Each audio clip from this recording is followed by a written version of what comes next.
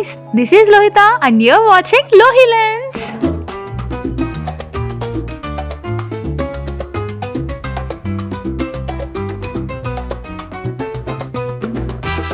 Before going to the video, మీలో ఎంతమందికి పెళ్ళికొడుకు పెళ్ళికూతురమ్మ తీర్థం గురించి తెలుసు, అది ఎక్కడ జరుగుతుంది అన్నది కామెంట్స్లో చెప్పండి. థంబ్నెయిల్ చూసిన తర్వాత కాన్సెప్ట్ ఏంటో క్లారిటీ వచ్చేసిందని అనుకుంటున్నాను. సంవత్సరంలో ఫస్ట్ పండగ, ఫస్ట్ ఫ్యామిలీతో చేసుకునే 3 రోజుల పండగ. ఎందుకు దీన్ని వేస్ట్ చేసుకుంటాం?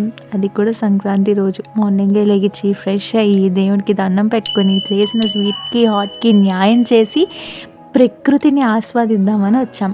అండ్ మా ఊరికి దగ్గరలో ఒక చిన్న పల్లెటూరు ఉంది. అక్కడ పెళ్ళికొడుకు పెళ్ళికూతురమ్మ తీర్థం జరుగుతుంది. సరే, ప్రతి సంవత్సరం ఎలాగో మిస్ అవుతున్నా కదా, ఈ ఇయర్ వెళ్దామని చెప్పి డిసైడ్ అయ్యి వెళ్ళాం. అండ్ మా డాడీ వాళ్ళ 4 fathers కూడా ఇక్కడే ఉండేవారు అనమాట.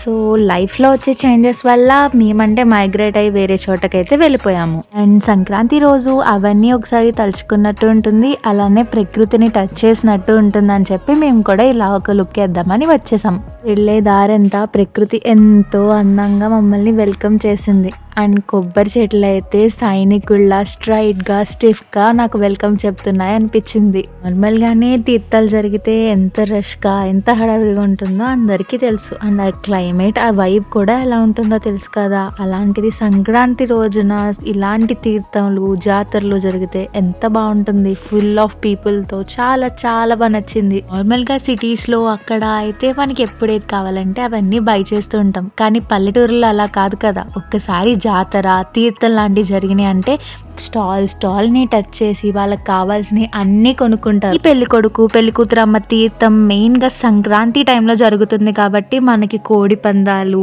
తర్వాత గుండాట, ఇలాంటివన్నీ సంక్రాంతికి మెయిన్ పల్లెటూరులో ఉండే వైబ్ మొత్తం ఇక్కడే ఉంటుంది. యూజువల్గా తీర్థాలు ఇలాంటివంటి ఇవి ఉండవు, కానీ సంక్రాంతి టచ్తో వచ్చే ఈ వైబ్ చాలా బాగా జరుగుతుంది ఇక్కడ. టెంపుల్కి వెళ్ళే రూట్ మొత్తం స్టాల్స్తో మొత్తం ఫుల్ ఆఫ్ పీపుల్తో నిండిపోయి ఉంది. అండ్ నాకు అంతమంది జనాలు చూసేసరికి ఇది కదా నిజమైన పండగ అనిపించింది.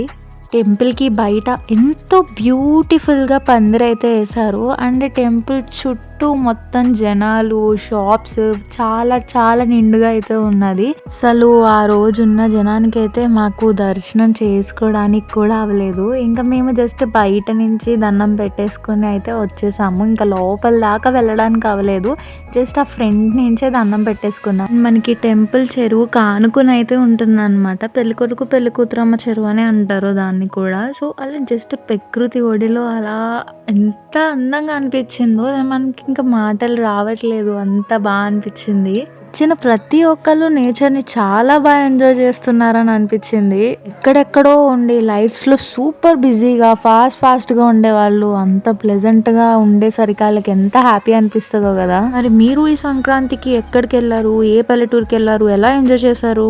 బై ద వే, మీకు లోపల దేవుడు ఎలా ఉంటారో చూపించలేదు కదా, ఇదిగోండి ఇక్కడ చూడండి, ఇలా ఉంటారన్నమాట లోపల కూడా. నాకు తెలిసి ఈ వీడియో చూసిన తర్వాత అబ్బాయిలు ఎవరు ఇలాంటి స్పాట్కి తీసుకురారని అనుకుంటున్నాను. ఒక్కసారి కనుక ఇక్కడికి తీసుకొచ్చి ఏ అమ్మాయినన్నా వదిలారా, ఇక్కడ ఉన్నాయన్నీ ఖాళీ చేసి వెళ్తారు. అండ్ ఫ్యామిలీస్ వచ్చారంటే ఇక్కడికి బండిల్ నింపుకునే వెళ్తారని చెప్పొచ్చు. అన్ని స్టాల్స్ ఉన్నాయి, అంత స్టాక్ ఉంది. అక్కడికి వచ్చిన వాళ్ళందరూ ఎలా ఉన్నారంటే నీ అవ్వ తగ్గేదేలే. చూడండి బాబు, అందరూ అలాగే ఉన్నారు. ఒక్కొక్కళ్ళ చేతిలో ఎన్ని ఉన్నాయో. అంతమందిని చూసాక నేను అమ్మాయినని గుర్తొచ్చింది, అందుకే నేను కూడా. మీరు సిగ్గుపడకండి, చచ్చిపోవాలనిపిస్తుంది. అప్పటికే చాలా లేట్ అయిపోయింది, చాలా ఆకలేసింది. ఇంక సరే అని చెప్పి చూస్తే ఈ తాత బండి కనిపించింది. ఈ తాతను ఒక జ్యూస్ చేయమంటే చాలా బాగా చేశారు. ఏదో అనుకుంటాం కానీ పల్లెటూరులో ఉండే ప్రేమలు, ఆ బంధాలు బంధుత్వాలు ఎక్కడ రావు. నేనెవరో తెలీదు, ఏమీ తెలీదు, కానీ ఉన్న 2 minutesలో ఆ తాత నాతో చాలా బాగా మాట్లాడారు. నవ్వుతూనే ఉన్నారు ఆ తాత అయితే. అండ్ అలా జ్యూస్ తాగేసిన తర్వాత నాకు మా అక్క గుర్తొచ్చింది. దానికి కూడా ఒక కీ చైన్ తీసుకున్నాను. ఎండింగ్ దాకా చూడండి, నేను ఆ కీ చైన్స్తో ఏం చేశానో మీకు అర్థమవుతుంది. ఇన్ని స్టాల్స్ని, అంత జనాల్ని చూసిన తర్వాత అసలు ఈ గుండాట్లో ఏముంది, ఎందుకు అంతగా జనాలు ఎగబడుతున్నారా అని నేను కూడా వెళ్ళి చూశాను. ఆటకి అంత క్రేజ్ ఉండడంలో అయితే అస్సలు తప్పలేదు. వచ్చిందంటే క్రేజ్కి న్యాయం అనే చెప్పచ్చు. అదే గనక పెట్టిన డబ్బులు పోయాయి అనుకోండి, అంతమంది అంతలా ఆడడం చూసి నాకు కూడా ఏదో ఒకటి ఆడాలనిపించింది. అందుకే ఈ రింగ్ ఆట అయితే ఆడాను. ఏంటో మనకు అదృష్టం అంతగా అసలు కలిసి రాదనుకోండి. ఏదో ట్రై చేశాను. 10 రూపీస్‌కి 4 రింగ్స్ అన్నారు కదా! సరే ఏదో ఒకటి ట్రై చేద్దాంలే. ఇక్కడన్నా లక్ కలిసొస్తది అనుకున్నా. ఏంటో ఈ రోజున అసలు మనకి డేసే బాగోట్లేదు. మొత్తానికి ఆట పోయింది. ఆట పోయిందని ఆలోచిస్తూ అలిగి కూర్చుంటే ఎలా చెప్పండి? అందుకనే మన కీ చైన్స్ పట్టుకుని మళ్ళీ మన వాహనం మీద బయలుదేరాను. వెళ్ళిన పని ఎలాగో చాలా త్వరగా అయిపోయింది. సరే ఇంకా కొంతసేపు ఆగి ఇలా వచ్చాం కదా అని చెప్పి కొన్ని వీడియోస్, కొన్ని ఫొటోస్ కూడా తీసుకున్నాను. ఐ థింక్ ఈ వీడియో అప్లోడ్ చేసే టైంకి అవి ఆల్రెడీ పోస్ట్ అయిపోయే ఉంటాయి. దానికి నేను కూడా సంక్రాంతికి ఒక పల్లెటూరుకి అయితే వచ్చానండి. మంచిగా ఎంజాయ్ చేశాను. మరి మీరు ఈసారి పల్లెటూరుకి వెళ్ళడం మానేశారా? ఏం పర్లేదు. నెక్స్ట్ టైం పండగకి వచ్చినప్పుడు ఖచ్చితంగా పల్లెటూరుకి వెళ్ళండి. మంచిగా అందాలను చూడండి. మన ఏజ్తో పాటు మనకు వచ్చే ప్రాబ్లమ్స్ అండ్ ఛాలెంజెస్ కూడా పెరిగిపోతూ ఉంటాయి. అండ్ ఆ ట్రోమాలో మనం మన లైఫ్లో మొత్తం బిజీ అయిపోతాం. అన్ని బాధ్యతలు తీరిపోయి అంతా సెటిల్ అయిపోయాము అనిపించినప్పుడు లాస్ట్ డేస్లో ప్రకృతి ఒడిలో అలా చిన్న ఇంట్లో తీసుకుని అలా సెటిల్ అయిపోతే ఆ లైఫ్ ఎంతో అద్భుతంగా ఉంటుంది కదా. అండ్ ఇంటికి వచ్చిన తర్వాత టీవీలో వచ్చే ప్రోగ్రామ్స్ అన్ని ఫ్యామిలీతో చూస్తూ ఎంజాయ్ చేశాను. That's it for this video. Thank you so much for watching till the end.